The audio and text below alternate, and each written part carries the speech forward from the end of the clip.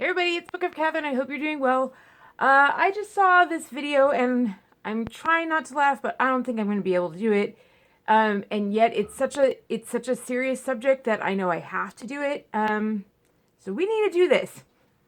So I saw this video and I was just like, you've got to be kidding. I think I knew I was going to do a video on it just when I saw the thumbnail. I was like, you gotta be joking. That's the thumbnail. That's the thumbnail for this video, and I don't know if they fake the number because they love to, for advertisers, they'll fake the numbers, but it says it has over 2 million views. Now, whether that's true or not, whether it has over 2 million views or not, or whatever, the title of it is The Most Shredded Bodies. What is it? The Most Shredded, Alpha Shred TV, The Most Shredded Bodybuilders in the World 2017, 1% Body Fat. And then it says, 2.9 million views. And that's what it has as its advertisement. As its advertisement, something that looks like shredded beef that you'd get in a taco. They're saying, hey, come look, these are the most shredded bodies in the world. We got our bodies to look like shredded beef on the outside just by going flex. It looks like shredded beef. Yay, come look. And they say they have 2.9 million hits on a channel that's actually called Alpha Shred TV. And I'm sorry, I guess the reason I know that I need to do this, number one, I do have a history and a background in I know you guys know that I did champion dancing, right? But I also did actually teach, like, I'm like, I can't even think of it. Sorry, that's my concussion. That's not it. But I did actually teach, like, classes in a gym. I did actually teach classes in a gym and nutrition in the whole 9 yards. And I did have to do all the training of, like, your heart rate and the whole thingamaroll. I had to do all of it. And I trained at UCLA as well to be one of their instructors as well. I had to do all of those sorts of things for fitness and health clubs. So I did all of that on the side because I love doing that stuff so much. Why did I love doing that stuff so much?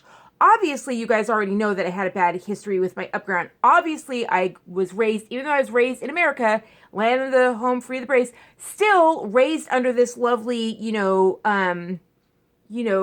what would you call it, advertising atmosphere where no matter what body you have, you will not like it. You know, I meet a girl where she has beach waves that every single Hollywood starlet is paying thousands of dollars to get. She has them naturally, and all she wants to do is get her hair straight. You meet a girl that has straight hair that everyone's buying, in things to get, like, they're all buying thousands of dollars to actually get their hair to look like that way, and she's doing everything she can to get a perm. And I mean, they've done an amazing job where you will not be happy whatever body that you've been given. I've just seen a documentary that just broke my heart of people who are getting who are transgender that are actually getting their bodies transformed. They're men, they're getting their bodies transformed into women, and they're not happy. They're like, no one told me what happens afterward. And after I saw that documentary, I was like, oh my God, because now I'm so much more aware of those who have had the surgery and then they're asked certain things by the press and they won't answer them. And I'm like, I'm much more aware of that. And I want to scream at them. I want to scream at them like, it's not fun having, like, for women who, like, get, breast enhancements, suddenly they are not answering certain questions anymore after they get the enhancements. And I'm just like, no matter what body you have, the grass always seems greener on the other side. I'm sorry, but the answer will always be, you're going to have to get happy with yourself. You're just going to have to get happier with yourself. There's obviously some things that you can do better. There's obviously going to be things that make things easier for you. Like getting healthier will all of a sudden make going up the stairs easier for you. But generally speaking, like when we walk up the stairs and we're like, oh, this is so hard. We're just thinking, oh, this is so hard. We're not thinking, oh, I'm a piece of crap. We're not thinking about who's around us watching us go up the stairs. We're not thinking body image when we're going up the stairs. You know what I'm saying? So like things that we do to change our body. Anyway, the reason I'm doing this and the body image of this most shredded thing is because of, quite frankly, Chris Watts. Chris Watts, I was watching Chris Watts, and he really got into, and you read his text, he really, really got into, when he got the new girlfriend and everything, he really, really got into changing his body. I've also had friends that do P90X, and everyone gets into this body fat craze. And that's the thing, is I also got into a body fat craze when I got into my whole health kick when I was really young, and I thought, there it is, we're gonna do it. That's the sound. That's the sound of this shredded alpha TV. That should tell you something. That should tell you something. That makes you think that I got onto something. No, no, no, no, no, no. That's the alpha shredded TV thing. That should tell you something right there. That it's advertising. It's propaganda for that type of lifestyle. Why? Why do they want you on that type of lifestyle? Because it produces 0 kids. It has 0 productivity. It scrunches up everything, and you go into a gym and you work your butt off every single day in a little room. You work your butt off. You have to live your whole life for the gym, and at the end of that life, you have 0 to show for it. You know what I mean? You've affected the world, not a lot. You've changed a lot, and the 1% have more control of the world. The less we free people, anyone who is free, the less those of us who are free are impacting the world, the more they have a chance of taking over, if that makes sense. Anyone who's free, you know, every one of us has such a chance of impacting the world. Especially, you know, anyone who's strong, they can be leaders like Schwarzenegger. Look what Schwarzenegger did. He took over all of California. And he's not shredded. Don't say, well, he did what the... No, what Schwarzenegger did is not this. He did not do what these people are doing. So anyway, I just saw this and I was like, oh boy, these men, they get into these crazy things. Just the way they put pressure on us women, they put pressure on us women, like, you know, and you're going to get it no matter which way it is. If you women who don't feel like you have a lot of chest, if you go and you get a breast enhancement, watch out. You're going to go into California, and there are going to be certain communities, you will be shocked. They will go ahead and directly stare at your chest all of a sudden, and it will not be politically correct to say anything about it. You'll have to just sit there and take it. Hollywood won't acknowledge it. They won't say anything about it. You're just supposed to sit there and take it. Even if you're a little girl, I had to take it at very young ages. As a little girl, had to take it anyway. Because equality is not existent in certain states. Nope. And, you know, equality under the law doesn't exist. So you just got to take it. No one talks about that. You know what I mean? So, and then if you have girls and you think that, I hear that girls who actually have a chest get made fun of. And that's generally because they are upset that you have it, because guys they are jealous because they think, oh, that you get, but they don't realize that you don't fit into any of the tops. They don't realize that you don't fit into almost any top. Girls don't realize how having a chest eliminates you from almost every single top there is out there. You're like, that's it. I don't fit into tops anymore. Unless now, if you stay at a healthy weight, suddenly, even though I have this chest, because I'm at a healthy weight, I suddenly fit into anything because of vanity size clothing. Because everyone's obese. Everyone's obese. So great. You have girls, you can fit into anything if you're a healthy size weight. It's like some miracle thing, because everyone is at a weight that will kill them. That is how scary it is out there. Yikes. Go on a protein diet so we can all get down, yeah? Let's all start eating meat. Let's start eating farms so we can all go down and I can stop fitting into tops again. So anyway, but what I learned when I started doing this whole trying to lose body fat and everything like that, as you can see, people are probably like, oh, but she has body fat. She has body fat. One of the things that I learned in this desperate trying to get off the body fat is that there's just genetics. And that's what I'm going to show you, this thing. And that's the thing, men, I'm sorry, but there is a genetic thing. I know there's men, military men, to also men just from certain countries. And then also, don't forget, there are things like the giant men, the men of the giant, like Andre the Giant from things like The Princess Bride. There are also genetics that do that sort of thing. There are genetics that get in here and they'll use that on here. You put genetics plus steroids and something like that. But I would run into women. There are just women that I know women who can eat from sunup to sundown, who can just nonstop eating. And they won't gain muscle and they won't gain fat. Like, they can just never stop eating. Now, those are like 2 women that I've known in my entire life. That's it. Okay, but they're also very unusual personalities. Never meet anyone like that again. Very unusual genetics. They're kind of like what you call, like, just like you don't meet people like that. You don't. They're very unusual people that stick out in a crowd. They walk by and you're just like, who was that, right?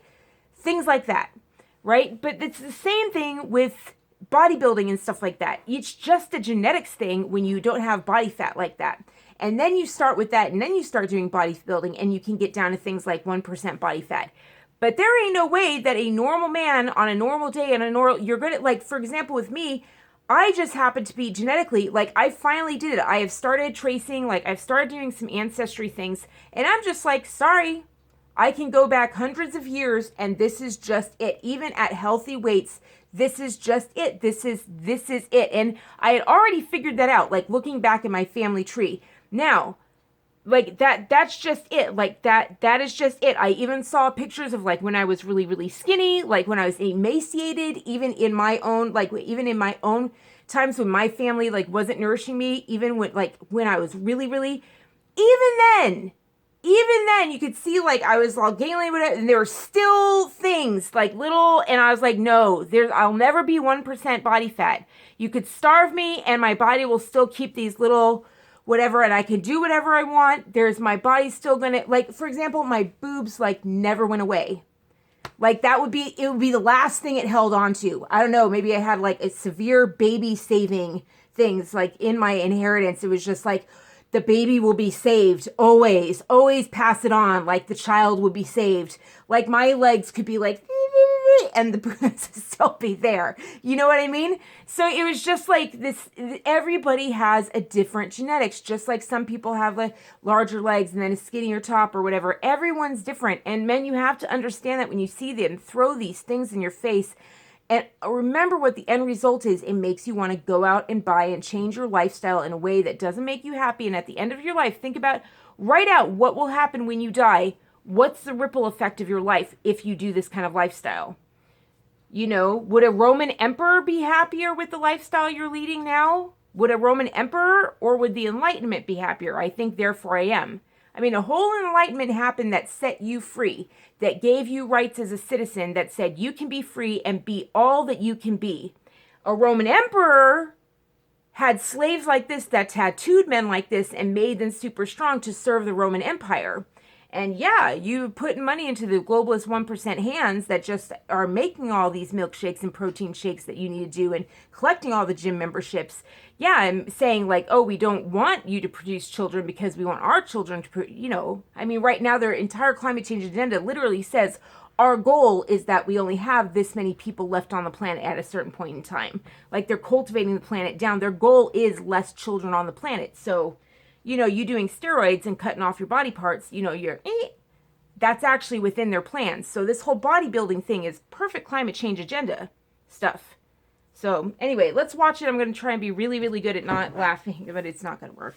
Anyway, so notice the music. Notice the music. So here we go. Alpha Shred TV. How dare they use these men that are not as shredded. They use these men, but these guys are less than this is not what you just saw, is it? This image is not what, like, worlds, like, this picture is based off of these European things you saw, what is it?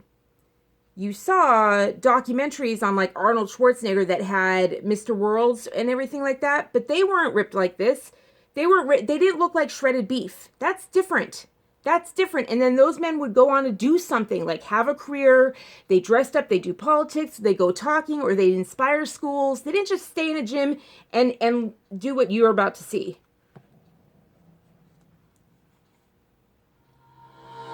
Like, what the hell? Like, that's torture. That's not something to be proud of.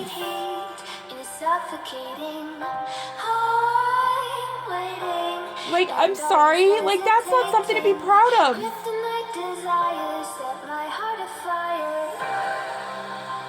Can you see what he's doing with his skin there?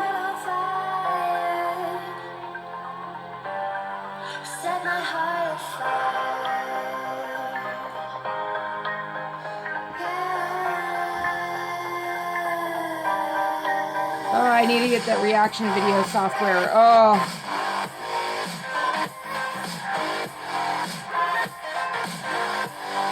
Great, you're on a kids school grade. You're on a kids playground, not with your kids. Oh, that makes me so... Okay. That's a woman.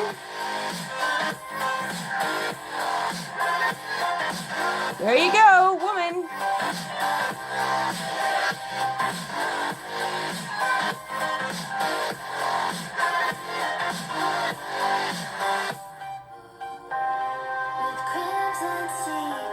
Pay attention to that music. Look at the background. Amazing beach. Now ask yourself, how many of these people are free? How many of these men have rights at home?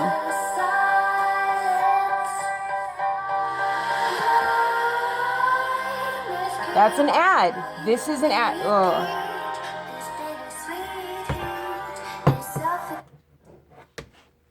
Wow, I thought I'd laugh. When I saw it, I just started laughing. And instead, putting in front of you, I just want to start crying. Because I'm just like, like the Worlds, it wasn't an American event. Like it was a European event.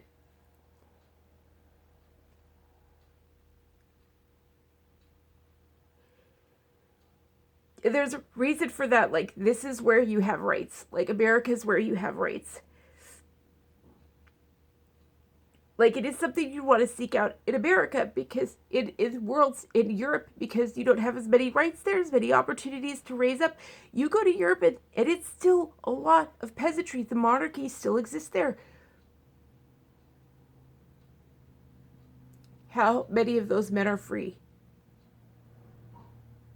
How many of those men are choosing to do that? Would I say that? Would I say that? What I mean is this. When you watch like the world's best poppers, when you see this, these men are old. They're not young. And they maybe are young, but they look a lot older because of what they've been put through.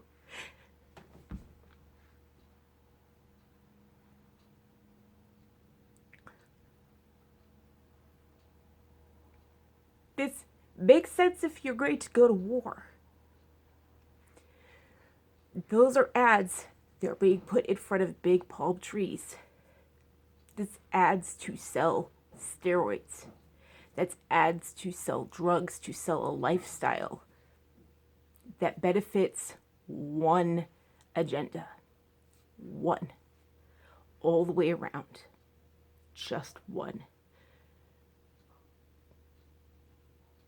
And it's self-harm. It makes you mutilate your body. And that's the thing, is that I just keep seeing things that mutilate your body.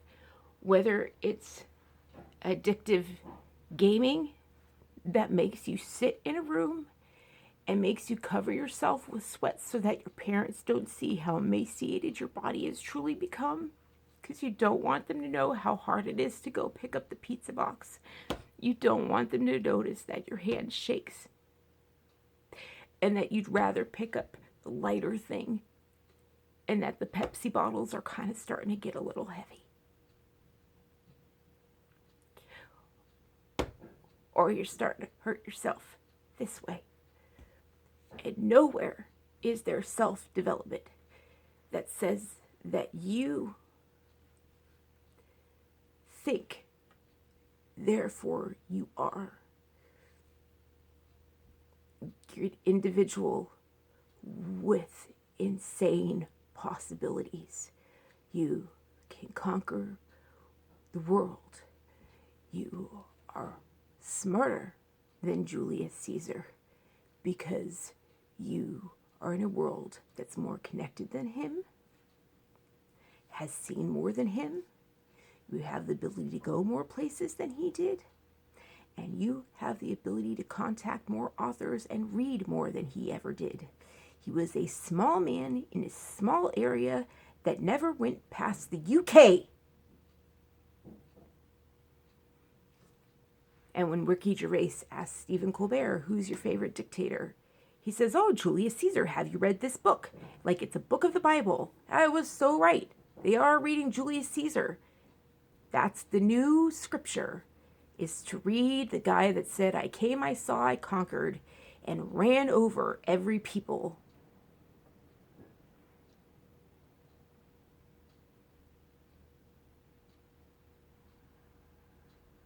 And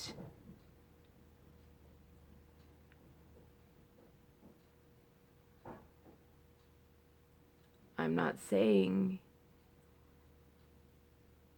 that we, the people, should become bloodthirsty like their Senate and stab Julius Caesar. I'm saying we should be better than that. We should think. We're no longer gladiators.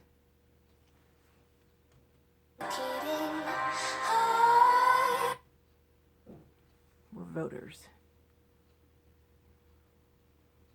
We're champions. And we're landowners. Or we were. Forget college and go buy yourself some land and enjoy working it. Get a ripped arm like that, mining your own land, that's a different story. King of the world. You'll own more than Caesar did. Peace out. Sorry. I guess I couldn't laugh at it.